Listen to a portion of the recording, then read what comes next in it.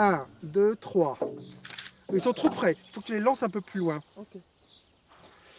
1, 2, 3. Ça, c'est bien.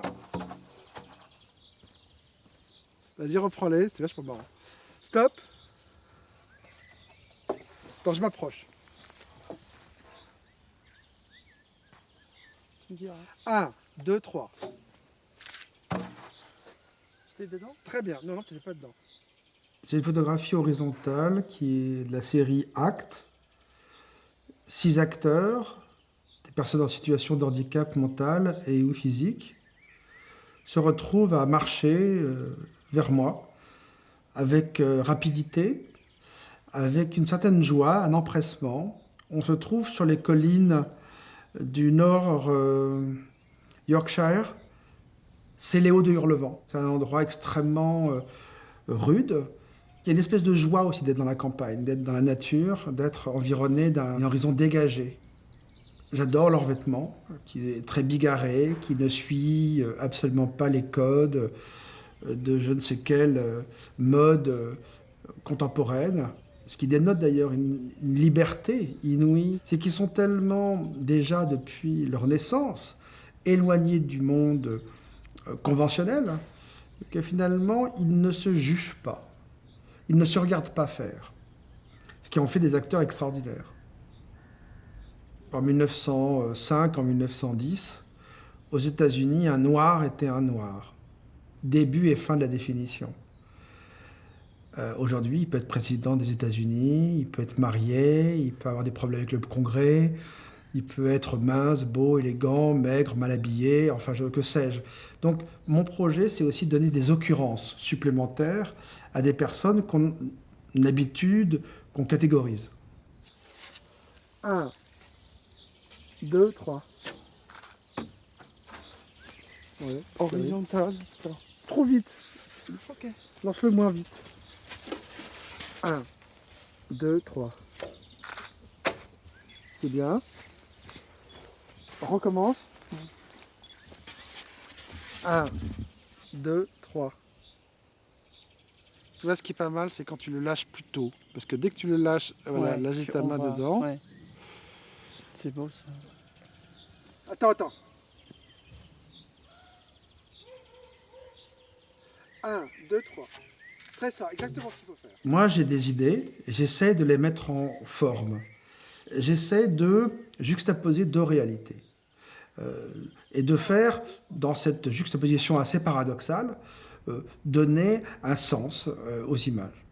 Par exemple, pour Hyper et la chute, ce sont des jeunes gens issus des milieux populaires, donc d'une certaine manière à la marge, qui évoluent dans un environnement naturel, qui est leur lieu d'habitation, ou au contraire dans des lieux qui sont des centres commerciaux.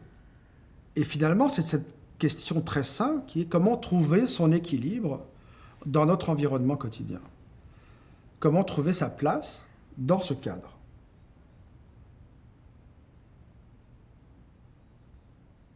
Je viens de la photographie documentaire où le réel est extrêmement important. J'ai besoin de l'autre pour faire mon image. Mais en même temps, je les amène dans mon histoire. C'est-à-dire que c'est moi qui décide qu'on va être dans une zone pavillonnaire, c'est moi, quand des jeunes gens bondissent dans les hypermarchés, qui décident de faire ces mouvements et ces actions. Hein. Par contre, leur libre arbitre, c'est d'évoluer dans ce cadre. Et évidemment, rien n'est plus beau que quand, à un moment donné, ils sont en lévitation, comme une espèce d'une indécision. Une indécision, c'est le propre de la photographie, à jamais indécise. C'est-à-dire qu'on ne sait jamais si ce corps est en lévitation ou s'il est en train de chuter. Ce qui m'intéresse dans la photographie maniériste, c'est tout d'un coup lié aux images que je fais, où il y a une espèce de trivialité, hein, l'hypermarché un peu sale. Dans certains hypermarchés, c'est tout à 1 euro, donc bon, on est au fin fond de la consommation. Et tout d'un coup, un geste de liberté pure, de quelqu'un qui fait un geste inutile. Et l'inutilité devient tout d'un coup presque une respiration de vie dans un lieu pareil. Ça crée une espèce de liberté, comme une espèce de respiration comme ça. Et on s'engouffre dans cette respiration. Un geste faux, un geste surjoué, et pour moi peut-être moins faux, parce qu'on voit qu'il est surjoué, qu'un geste qui se voudrait naturel. Juxtaposer dans un même cadre des univers paradoxaux. C'est comme ça que je vois les choses. C'est que tout d'un coup, 1 plus 1 égale 3. Et c'est ça que j'essaie de faire. Tout ce qui est à la marge me permet finalement de parler de ce qui est au centre.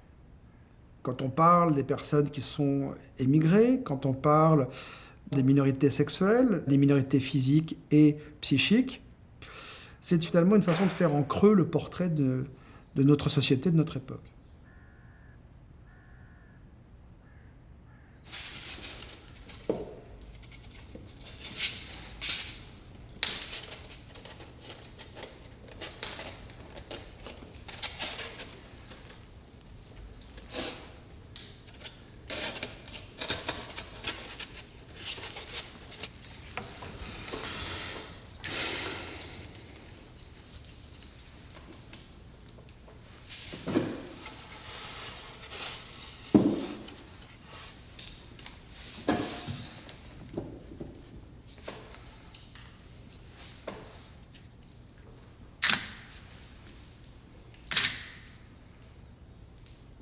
Je m'intéresse à ce qui est négligé et négligeable, c'est-à-dire l'emballage, mais aussi ses protections, qui n'ont une forme qui n'est pas propre. Ils ont une forme conditionnée par ce qu'il y a à l'intérieur.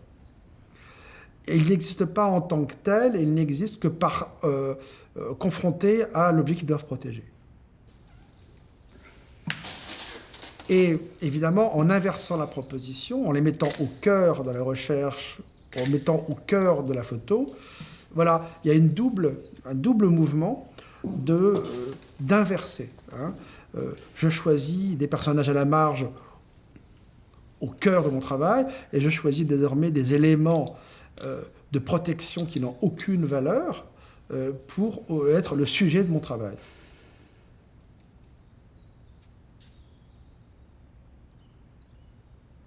J'ai fait beaucoup de photographies avec des chaises Ikea en morceaux. Je trouve que les objets qui ne sont pas montés entre eux sont déjà magnifiques.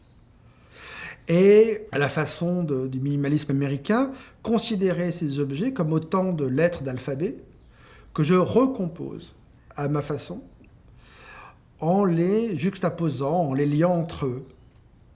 Tous ces emballages de chaises Ikea qu'on trouve, ces cartons qu'on trouve dans la rue, ça renvoyait bien sûr à l'idée de protection, à l'idée de parure aussi, à l'idée de la société d'aujourd'hui, hein, tous les homeless qu'on trouve en fait chez soi et qui se protègent avec des cartons de consommation.